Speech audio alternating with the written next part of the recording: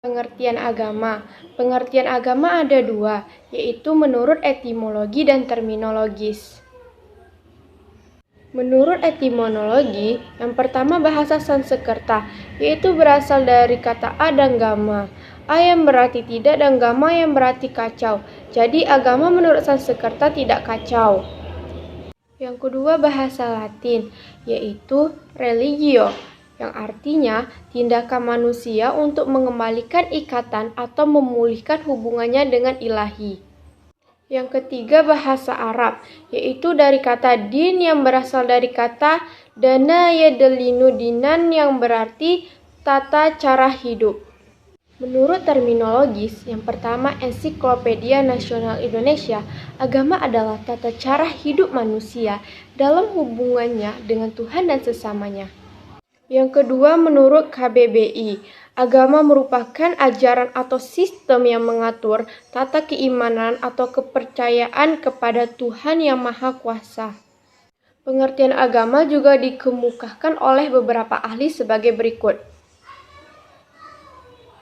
Latar belakang manusia beragama. Ada alasan yang latar belakangi perlunya agama bagi Indonesia. 1. Latar belakang fitrah manusia. Potensi beragama yang dimiliki manusia sejak lahir menyebabkan fitrah beragama manusia. Dengan itu, maka secara naluriah mengerahkan hatinya untuk melakukan perbuatan suci yang diilhami oleh Tuhan Yang Maha Esa. Selain itu, fitrah juga secara naluriah manusia akan terbuka menerima kehadiran Tuhan. 2. Kelemahan dan kekurangan manusia. Setiap manusia memiliki kelebihan dan kekurangan masing-masing.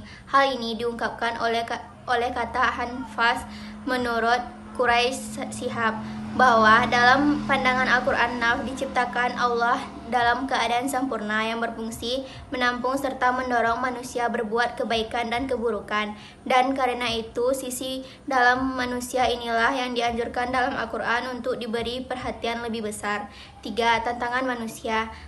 Tantangan selalu terjadi pada kehidupan manusia, baik datang dari dalam maupun dari luar. Tantangan dari dalam dapat berupa dorongan hawa nafsu dan bisikan setan, sedangkan tantangan dari luar dapat berupa rekayasa dan upaya-upaya yang dilakukan manusia secara sengaja ingin menghasut manusia dari Tuhan.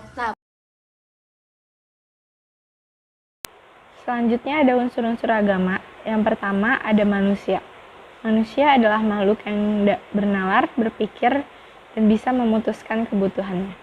Dalam hal ini, manusia adalah orang atau penganut suatu agama yang berpikir dan percaya bahwa ada sesuatu di luar dirinya yang memiliki kekuatan yang tidak dapat dijelaskan oleh hukum alam. Yang kedua ada pengambaan. Dalam konteks agama, pengambaan bukan berarti pemudakan, tetapi lebih untuk kebutuhan manusia dan akan kedudukannya di hadapan Sang Pencipta. Dalam hal ini, pengambaan manusia kepada Tuhan akan melibatkan banyak hal seperti simbol agama, praktik agama, dan pengamalan religius manusia. Yang ketiga, ada Tuhan. Pada dasarnya, tidak ada kesepakatan tentang konsep Tuhan, sehingga ada banyak konsep tentang Tuhan seperti teisme, deisme, dan panteisme, dan lainnya. Namun, secara umum Tuhan dipahami sebagai roh yang maha kuasa dan prinsip kepercayaan. Lalu ada unsur-unsur agama menurut para ahli yang terdiri dari 5 elemen pokok sebagai berikut. Selanjutnya ada unsur-unsur agama dalam ilmu antropologi. Urutan pertama itu kekuatan gaib, selanjutnya keyakinan manusia, selanjutnya respon dan paham adanya kudus. Mulai yang pertama dari kekuatan gaib. Manusia merasa dirinya lemah dan berhajat pada kekuatan gaib itu sebagai tempat meminta tolong.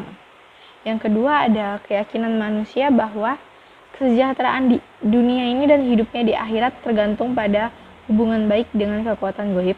Lalu yang ketiga ada respon yang bersifat emosional dari manusia. Respon itu bisa mengambil bentuk seperti perasaan takut seperti yang terdapat dalam agama primitif atau perasaan cinta yang terdapat dalam agama monoteisme. Dan terakhir ada paham adanya kudus. Paham adanya kudus dan suci dalam bentuk kekuatan gaib, dalam bentuk kitab yang mengandung ajaran-ajaran agama yang bersangkutan, dan dalam bentuk tempat-tempat tertentu. Jenis-jenis agama. 1. Agama dunia. Sebuah istilah yang mengacu pada transkultur agama internasional. Beberapa contoh agama yang ada di Indonesia: Islam, Protestan, Katolik, Hindu, Buddha, dan Konghucu. Agama pribumi. Agama pribumi adalah agama yang mengacu pada yang lebih kecil, budaya tertentu atau kelompok agama tertentu. Beberapa agama pribumi yang ada di Indonesia sebagai berikut. 1. Sunda Wiwitan, agama yang telah dianut oleh sekelompok masyarakat Sunda sejak ratusan tahun yang lalu. 2. Kewajan. Kewajan adalah sebuah kepercayaan yang telah dianut oleh masyarakat Jawa sejak lama. Mereka tetap menjalankan agama primer yang dianut utama, namun tetap melaksanakan lelaki sebagai seorang pribumi Jawa yang sangat leluhur. 3. Merapu. Merapu adalah sebuah agama asli Pulau Sumba yang telah ada sejak ratusan tahun yang lalu. 4. Ugomo Malim. Ugomo Malim adalah agama Islam suku Batak di kawasan Toba. Di dalam Ugomo Malim dikenal dengan Tuhan Yang Maha Esa dengan julukan Debata Mula Jadnabalon. 5. Keharingan. Keharingan berasal dari Kalimantan, suku Dayak yang banyak menghanut agama Keharingan. Kebenaran tentang semua agama. Apakah semua agama itu sama dan dapat dibenarkan?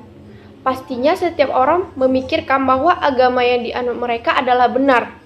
Namun menurut pandangan Islam, agama selain Islam tidak dapat disamakan dan tidak dapat dibenarkan.